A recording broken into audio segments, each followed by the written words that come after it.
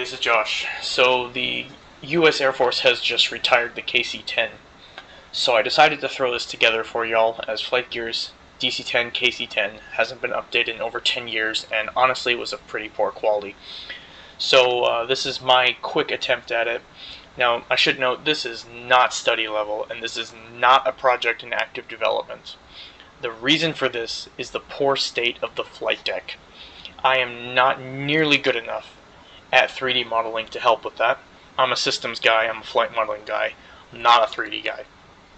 So, right now, this is just something I wanted to make to give FlightGear a better rendition of this airplane, but it's not something that you should expect to get to the quality of my other aircraft.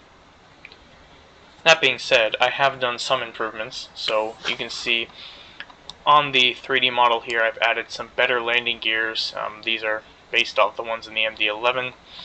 I have a couple other little fixes that I've made across the model to try to improve it, but it's not too great. There's a lot of issues here that need to be resolved, especially with like the wings and all that. So I'm hoping that at some point in the future somebody will come along and give us a new 3D model and a new cockpit. Let's go into the cockpit. And here is the flight deck. Now I've done a bunch of things here. First and foremost, we got new instruments. Now a bunch of these are from the MD-80 because they're pretty similar. We've got new engine instruments. These were created by a friend of mine, these two here, as well as the gear handle. We also got a KC-10 here on the yoke, added the yoke and pedals, and the tiller, the seats, but other than that, things are still basically that old 3D model that honestly needs replacement, just with, you know, a couple things fixed, you know, new animations for various things, but it still needs pretty much everything fixed and redone. I did do some improvements to the glare shield panel here, and the flight guidance system is completely simulated with exception to the back course mode. You can see all the other buttons here are working, but you cannot use back course mode yet. Also got the 2D version if that's more your cup of tea, and if you don't have a scroll wheel, you may have noticed I recently added plus and minuses to my airplanes to control the knobs that way, because when you use your mouse on the actual knob itself, that's for pushing or pulling the knobs. So little feature there that I carried over to this plane.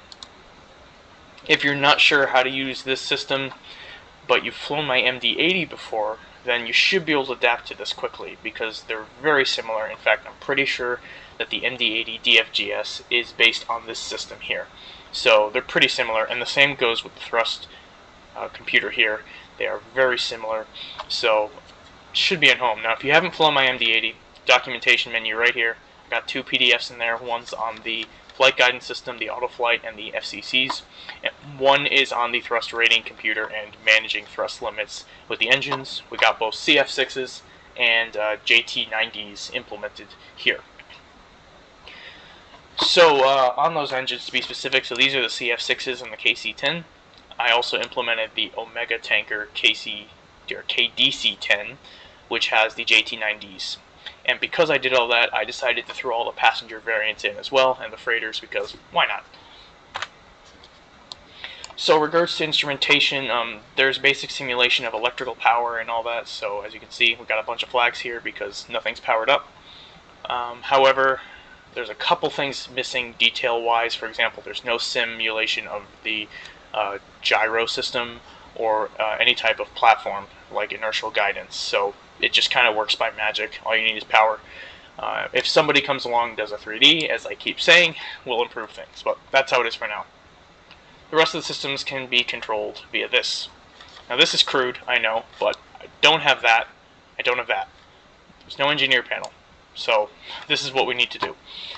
We've got electrical over here. We've got hydraulics, fuel, flight controls, ignition, and APU. So you can start this plane manually. However, obviously this is not optimal. What you will notice is there is no air system. In all honesty, without a panel here to control it, kind of makes no sense to simulate the air system, because it really doesn't interact with the main panel, at least not the parts that I've added so far. So I didn't bother. As for the rest of the systems, these are based on the MD-11 systems because they're very similar, except the MD-11 has automatic controllers and a couple tweaks, so this was pretty easy to port to the DC-10. I've got all the manuals, so not a problem. We also have the failures system, which I have to turn off the damage code to use. Now, this damage code is the OPRF damage code, by the way, so this is an OPRF compliant tanker. So, here we are, system failures. You got a bunch of these you can do if you want, including the catastrophic aft explosion, aka the Sioux City incident. That's something you can simulate if you want. I have simulated the updated DC-10 with the Sioux City valve, just like how the MD-11 has. However, you can still do the explosion if you want to practice that type of failure. Alright, I'll do a quick startup here. You can see everything comes to life. And here it is. We got flight mode enunciator here. This is pretty similar to the system on the MD-80 where you got thrust, arm, roll, pitch. More information on this you can find in the manual. And I think that's pretty much all I have to talk about right now.